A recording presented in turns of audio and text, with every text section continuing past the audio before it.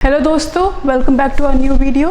My name is Khushbu Anand and today I am going to tell you about the general introduction and general overview of the Limitation Act 1963. So as you can see, already मैंने यहाँ पर mention करके रखा है Limitation Act के बारे में, तो इसी के बारे में मैं थोड़ा सा आपको overview दे दूँगी, थोड़ी सी introduction दे दूँगी. अब है क्या ये लिमिटेशन एक्ट? अगर मैं एक्ट्स की नेचर की बात करूं तो होते हैं मेजर एक्ट्स और माइनर एक्ट्स. लिमिटेशन एक्ट क्या है? माइनर एक्ट है. माइनर एक्ट जिसकी एप्लीकेबिलिटी बहुत ज़्यादा है, ऐसा माइनर एक्ट है. देखने में तो हमें पता है कि हाँ भाई 30-32 सेक्शन है, छोटा सा है, हो जाएगा, हो भी जाता है, बट इसकी एप्लीकेबिलिटी बहुत ज़्यादा है, डेली बेसिस पे है. ये एक ऐसा एक्ट है जिसके बिना कोई भी प्रोसीडिंग नहीं होगी. अगर आप एक प्राइवेट प्रैक्टिस करते हैं, प्राइवेट एडवोकेट हैं, आप गवर्नमेंट एडवोकेट हैं, आप जज हैं, आप मुंसिफ बनना चाहते हैं, जो भी है, हर एक को इसकी वैसी ही यूसेज आएगी जैसे दूसरे किसी इंसान को आएगी. और स्टूडेंट्स के लिए भी ये बहुत इंपॉर्टेंट है. किस पॉइंट ऑफ व्यू से? क्योंकि अगर फॉर एग्जांपल कोई भी प्रॉब्लम बेस्ड क्वेश्चन है, problem based question for example आप लगा लो सीपीसी की कोई आपको प्रॉब्लम आ जाती है, तो उसमें सीपीसी की प्रॉब्लम तो होगी, बट साथ में इसको भी बीच में डाला होगा कि एप्लीकेशन को मैंने इस दिन पे फाइल किया था, कॉज ऑफ एक्शन इस दिन पे अराइज हुआ था, तो क्या यहाँ पर ये जेन्युइन भी है, एप्लीकेशन बनेगी भी या नहीं, तो वो आपने सारी चीज़ें साइमल्टेनियसली अप्लाई करनी होंगी. लिमिटेशन सीपीसी के साथ अप्लाई होता है, तो इसलिए ये बहुत इंपॉर्टेंट है और डेली बेसिस पे कोर्ट में ये अप्लाई होता है. तो you must know everything about it. छोटा है बट टेक्निकल काफ़ी है. तो आज सिर्फ मैं आपको इसका एक जनरल ओवरव्यू दूंगी. तो लेट्स स्टार्ट. बात करें अगर हम लिमिटेशन एक्ट की प्रीएम्बल की, हर एक एक्ट का प्रीएम्बल होता है. What is preamble? प्रीएम्बल ना हमें एक जिस्ट दे देता है कि ये एक्ट कंसिस्ट किस चीज़ से करता है, इसमें किया क्या, इसको लाके हमने किया क्या. तो प्रीएम्बल का यही मकसद होता है. जैसे कि हमारे कॉन्स्टिट्यूशन का है, तो एक वो समराइज्ड वे में हमें इसके कंटेंट्स, किसी एक्ट या किसी लेजिस्लेशन के कंटेंट्स के बारे में हमें पहले ही बता देता है. तो अगर मैं इसकी बात करूँ, लिमिटेशन एक्ट 1963 की बात करूँ, तो ये कहता है, इसका प्रीएम्बल कहता है that limitation act 1963 is an act to consolidate and to amend the law of limitation for suits and connected purposes. ठीक है, for suits and connected purposes. Connected purposes for example आप लगा लीजिए कोई एप्लीकेशन, तो उसमें उसके रिगार्डिंग जो लॉ ऑफ लिमिटेशन को कंसोलिडेट करना था और अमेंड करना था, वो किसने किया? इस एक्ट ने किया. अब पहले क्या था? 1963 का ये बना है. उससे पहले 1947 से पहले क्या था?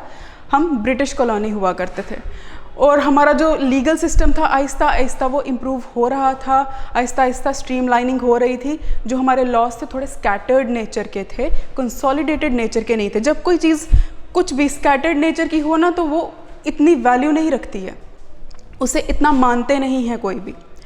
ठीक है, तो ताकि इसे माना जाए, ताकि इसे स्ट्रेंथन किया जाए, तो इसलिए ये एक्ट को लाया गया एक ही जगह, एक ही किताब में इसे कंपाइल कर दिया गया कि बस अब यही है, इसके अलावा और कुछ नहीं है. लॉ ऑफ लिमिटेशन हम कहीं आगे पीछे की सोर्सेज से नहीं उठाएंगे, बस यहाँ से उठाएंगे.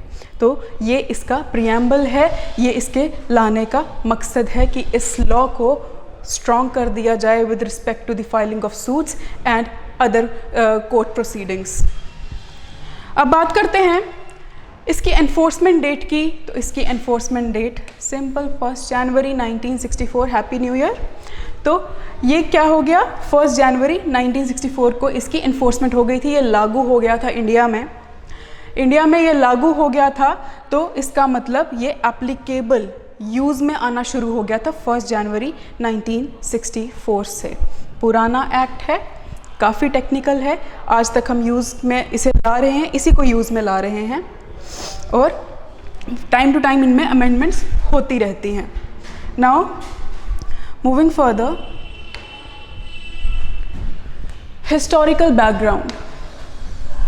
जो मैंने अभी आपको पहले बताया वो तो प्रेजेंट सिनारियो बता दिया कि प्रेजेंटली कौन सा एक्ट लग रहा है, क्या उसकी प्रियम्बल थी, लाने का मकसद क्या था, इन्फोर्समेंट डेट वगैरह क्या थी। एंड वो जो इन्फोर्समेंट डेट है उसे आप याद रखेंगे, ये मैं हमेशा कहती हूँ, बार बार कहती हूँ, क्योंकि ये प्रिलिमिनरी में क्वेश्चंस यहाँ से बनते हैं, इसलिए आप इन्फोर्समेंट डेट को याद रखेंगे। 1 जनवरी 1964। ओके, अब हिस्टोरिकल बैकग्राउंड की बात करें तो शुरुआत करते हैं हिंदू ज्यूरिस्प्रूडेंस से। हिंदू लॉज, जो हमारी एंशियंट हिंदू लॉज थे, क्या उस समय लिमिटेशन था वहाँ पर? अब देखो, हिंदू ज्यूरिस्प्रूडेंस या फिर मुस्लिम ज्यूरिस्प्रूडेंस की भी अगर आप बात करें तो पुराने समय से कुछ ऐसे लॉज थे जो वो सोसाइटीज़ भी, वो एंशियंट सोसाइटीज़ भी, एंशियंट सिविलाइजेशंस भी रिकॉग्नाइज करती थी, और वही इवॉल्व होकर आज तक हम यूज़ करते आ रहे हैं। क्या लिमिटेशन भी ऐसा था? तो अगर मैं सिर्फ हिंदू ज्यूरिस्प्रूडेंस की बात करूँ तो लिमिटेशन लॉ हिंदू ज्यूरिस्प्रूडेंस में मौजूद नहीं था, बट प्रिस्क्रिप्शन लॉ मौजूद था। प्रिस्क्रिप्शन लॉ क्या होता है ये हम अभी थोड़ी देर बाद पढ़ेंगे। तो लिमिटेशन लॉ नहीं था, प्रिस्क्रिप्शन लॉ था, जिसके तहत स्मृति राइटर्स ने क्या किया था, 10 ईयर्स का प्रिस्क्रिप्शन पीरियड प्रोवाइड किया था। थोड़ा जिसमें मैं आपको बता देती हूँ प्रिस्क्रिप्शन पीरियड क्या हो गया, कि मतलब फॉर एग्जांपल 10 ईयर्स का है, तो 10 ईयर्स तक फॉर एग्जांपल मैं एक प्रॉपर्टी के पोजीशन लेकर बैठी हूँ, तो और मेरे पोजीशन पे किसी ने डिस्प्यूट रेज नहीं किया, किसी ने मेरे पोजीशन को क्वेश्चन नहीं किया, तो 10 ईयर्स के बाद वो प्रॉपर्टी मेरी हो जाएगी, मेरा पोजीशन पक्का। जो सिर्फ पोजीशन था अब वो ओनरशिप में बदल जाएगा। ये प्रिस्क्रिप्शन की छोटी सी एक डेफिनेशन है, बिल्कुल जिस्ट है। तो स्मृति राइटर्स ने क्या किया, 10 ईयर्स का प्रिस्क्रिप्शन पीरियड ले डाउन किया था। तो पुराने समय में हमारे पास यही था, लिमिटेशन एंड प्रिस्क्रिप्शन के रिगार्डिंग हमारे पास सिर्फ प्रिस्क्रिप्शन अवेलेबल थी, लिमिटेशन अवेलेबल नहीं थी। अब अगर हम एक्ट्स की बात करें, ब्रिटिश इंडिया के टाइम की बात करें, ब्रिटिश इंडिया के टाइम की अगर हम बात करें तो इसमें क्या है, पहले स्कैटर्ड था, ठीक है, तो समय आने पर ज़रूरत पड़ती रही, जब ये हमारा लीगल सिस्टम स्ट्रीमलाइन करने लगे, सीपीसी लाने लगे, सीआरपीसी लाने लगे, तो इसकी भी ज़रूरत पड़ने लगी। तो जब यूज़ में लाना था तो क्वेश्चन आ गया कि अब क्या करें, किसको फॉलो करें, क्या जो प्रिंसली स्टेट्स में फॉलो होता था उसे फॉलो करें, या सुप्रीम कोर्ट में होता था उस टाइम के सुप्रीम कोर्ट में फॉलो होता था उसे फॉलो करें, किसे माना जाए। तो सबसे पहले इन्होंने लिमिटेशन एक्ट 1859 लाया, लिमिटेशन एक्ट 1859 लाया।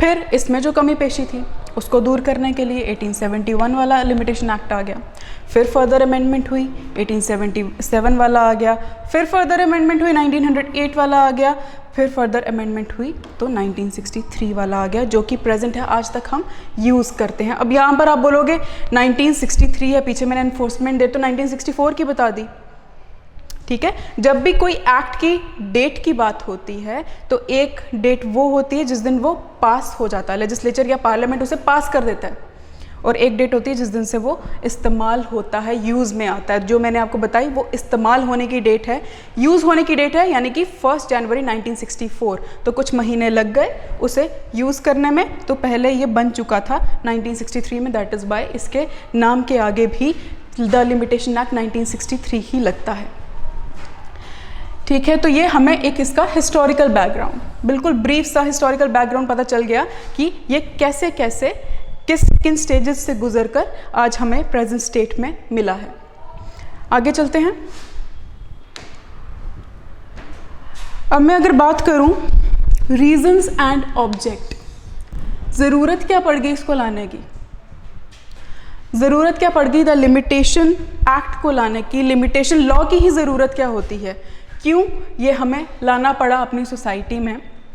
तो सबसे पहली बात तो आ गई to quite long possession and stale demands. देखो फॉर एग्जांपल मेरा कोई प्रॉपर्टी डिस्प्यूट है, मेरी प्रॉपर्टी में किसी ने अनलॉफुल पोजेशन ले लिया हुआ है, लेकिन मैं कुछ बोल ही नहीं रही, 40 साल हो गए और मैं चुप बैठी हूँ, मुझे कुछ पता ही नहीं। 40 साल के बाद मैं कोर्ट में जाती हूँ, बोलती हूँ सो एंड सो पर्सन ने मेरी प्रॉपर्टी के ऊपर इलीगल पोजेशन लिया हुआ है, अनलॉफुल पोजेशन लिया हुआ है। तो अब कोर्ट बोलेगा हमें कैसे पता चलेगा इसको, पहले आप कहाँ थे जब fresh dispute, fresh cause of action arise हुआ था, आप कहाँ थे। कोर्ट ऐसा क्यों बोलेगा कि आप कहाँ थे, क्योंकि 40 साल का समय गुजर गया है, तो अब क्या हो गया, एविडेंस की कमी हो गई है, डॉक्यूमेंट्स जो होंगे अब पता नहीं कहाँ चले गए होंगे। अब जिन लोगों को पहले कुछ पता भी होगा वो लोग बूढ़े हो गए होंगे, एज्ड हो गए होंगे, उनकी मेमोरी भी फेड हो गई होगी।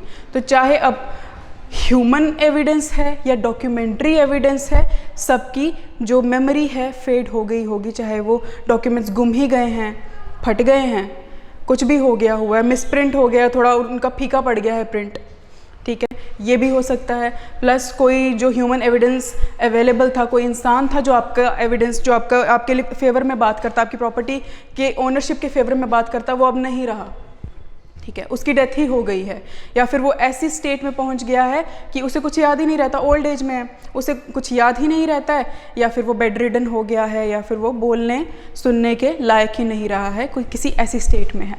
तो ताकि आपका एविडेंस स्ट्रॉन्ग रहे और आप डिले, अननेसेसरी इतनी लॉन्ग डिले कॉज करके हम कोर्ट के पास ना आए और उसका टाइम वेस्ट ना करें, इसलिए लिमिटेशन एक्ट लाने की ज़रूरत पड़ी, ताकि टाइम रहते ही अपने डिस्प्यूट्स सुलझा दें। इसी के चलते लिमिटेशन एक्ट के ही स्केड्यूल में इन्होंने डिफरेंट डिस्प्यूट्स के रिस्पेक्ट में डिफरेंट लिमिटेशन पीरियड्स जो हैं वो मेंशन किए हैं, वो बाद में हम देखेंगे, दैट इज़ ऑल्सो इम्पॉर्टेंट। आगे चलते हैं। इस एक्ट की हम बात करें तो this act is based on 2 maxims. It is an application of 2 maxims basically. First maxim क्या है, नोट डाउन कर लीजिए आप। फर्स्ट मैक्सिम है इंटरेस्ट रिपब्लिके अटसिट फिनिस लिटियम। इसका मतलब क्या होता है, इसकी इंग्लिश ट्रांसलेशन होती है that it is in the interest of republic that there must be an end to litigation. It is in the interest of a republic that there must be an end to litigation. मतलब क्या हो गया कि एक state, एक Republic, state में एक country की बात कर रही हूँ, एक कंट्री, एक नेशन के लिए उसके इंटरेस्ट की बात होती है कि अगर वहाँ पर कम से कम लिटिगेशन हो, कम से कम केसेस हों। तो इसी चीज़ को प्रैक्टिस में लाने के लिए ये एक्ट लाया गया है, लिमिटेशन एक्ट लाया गया है, ताकि जल्दी से जल्दी लोग अपना कॉज ऑफ एक्शन कोर्ट के सामने लेकर आएँ और जल्दी से जल्दी उनके डिस्प्यूट्स जो हैं वो रिजॉल्व हो जाएं, मामला ही ख़त्म हो जाए। Now next, number 2, second maxim, vigilantibus non dormientibus jura subveniunt. इसका मतलब होता है कि लॉ उन लोगों की मदद करता है जो जागरूक हैं, उन लोगों की मदद नहीं करता जो अपने राइट्स के ऊपर सोए हुए हैं। आप ढीले ढाले से हैं, आपको पता है आपकी प्रॉपर्टी के साथ कुछ गलत हो गया, किसी ने अनलॉफुल पोजेशन ले लिया, आपके पैसे, आपसे किसी ने पैसे उधार लिए थे, अभी तक वापस नहीं दे रहा, ठीक है, आपको पता है आपके साथ गलत हो गया, लेकिन आप सोए हुए हैं। आप 40 साल के बाद, आप 50 साल के बाद कोर्ट में जा रहे हैं, तो कोर्ट आपकी क्यों मदद करेगा? बोलेगा 50 साल तक आप कहाँ पर थे, ठीक है। तो तभी एक इन्होंने स्पेसिफिक लिमिटेशन पीरियड इनके लिए भी प्रोवाइड किया है, in nature of causes of action के लिए भी प्रोवाइड किया हुआ है। तो जो लॉ है वो किसकी मदद करता है? जिसकी आंखें खुली हैं, जो अवेयर है अपने राइट्स को लेके, वो उसकी मदद नहीं करता जो अपने राइट्स के ऊपर सोया हुआ है। तो दीज आर द 2 मैक्सिम्स जिसकी एप्लीकेशन है लिमिटेशन एक्ट। अब बात करते हैं इसकी नेचर की। ये जो आप सेंटेंस में अभी बोलने जा रही हूँ, ये दोनों मैक्सिम्स तो वेरी इंपॉर्टेंट हैं, मेंस में भी आपने लिखने हैं, प्री में भी आपने लिखने हैं, ठीक है। अब आगे मैं बात करूँ इस स्टेटमेंट की, तो ये स्टेटमेंट भी बहुत इंपॉर्टेंट है, ये आपको प्रिलिमिनरी में भी दिख जाएगी और मेंस में भी ये एक्सपैंड करने के लिए आ सकती, अगर डायरेक्ट क्वेश्चंस पूछे जाते हैं तो आ सकता है शॉर्ट नोट के लिए।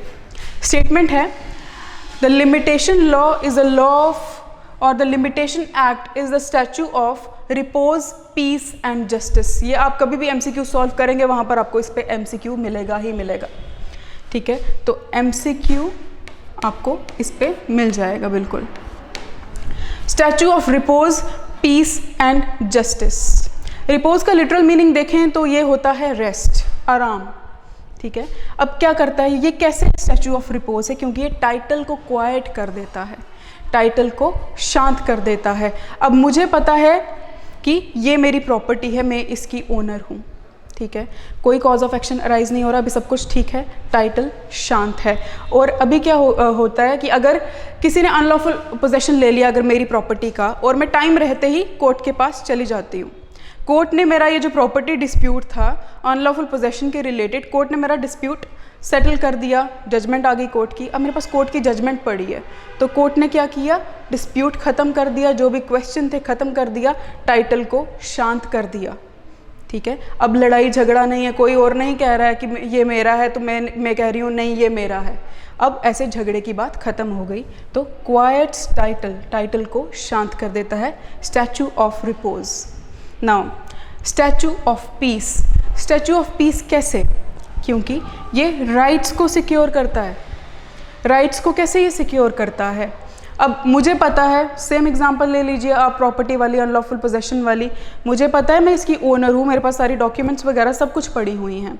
ठीक है, मेरी प्रॉपर्टी पे किसी ने अनलॉफुल पोजेशन ले लिया, मैं टाइम रहते कोर्ट के पास चली गई, तो कोर्ट ने डिस्प्यूट सेटल कर दिया। कोर्ट ने देखा भाई डॉक्यूमेंट किसके पास है, किसके नाम की है, रजिस्टर किसके नाम पे हुई है प्रॉपर्टी, कोर्ट ने सारा कुछ देख लिया और कोर्ट ने अपना डिसीजन दे दिया। तो जिसका राइट सही बनता होगा नेचुरली प्रॉपर्टी उसके नाम की हो जाएगी और अनडिस्प्यूटेड प्रॉपर्टी हो जाएगी। अब कोई छेड़छाड़ नहीं करेगा उसके टाइटल के साथ, ओनर के टाइटल के साथ, तो ओनर के क्या हुए, ओनर के राइट्स सिक्योर हो गए। वैसे ही limitation act is a statue of justice. Justice कैसे, बाय प्रोटेक्टिंग एविडेंस। मैंने आपसे कहा लिमिटेशन एक्ट क्या करता है, हमें एक लिमिटेशन पीरियड प्रोवाइड करता है कि जिसके अंदर अंदर आपको कोर्ट में अपना डिस्प्यूट लेकर आना होगा। अब मैं टाइम रहते आ गई, for example 3 years limitation period था, मैं 3 इयर्स के अंदर अंदर आ गई, एविडेंस मेरे पास अवेलेबल था, ह्यूमन एविडेंस भी अवेलेबल था, डॉक्यूमेंट्री एविडेंस भी अवेलेबल था, जो विटनेसेस थे जो भी, तो उनकी मेमोरी भी फ्रेश थी बिल्कुल। तो क्या किया, इस लिमिटेशन पीरियड ने क्या किया, एविडेंस को प्रोटेक्ट किया और क्या किया, फिर जस्टिस को इंश्योर किया। जितना अच्छा एविडेंस उतना स्ट्रॉन्ग जस्टिस आपको मिलेगा, इंश्योर हो जाएगा जस्टिस। तो इस तरह से limitation act is a statue of repose, peace and justice, ये स्टेटमेंट जस्टिफाई हो जाती है। इस स्टेटमेंट को हमेशा ध्यान में रखिएगा। अभी हम आगे चलते हैं। फाउंडेड ऑन पब्लिक पॉलिसी, जो लिमिटेशन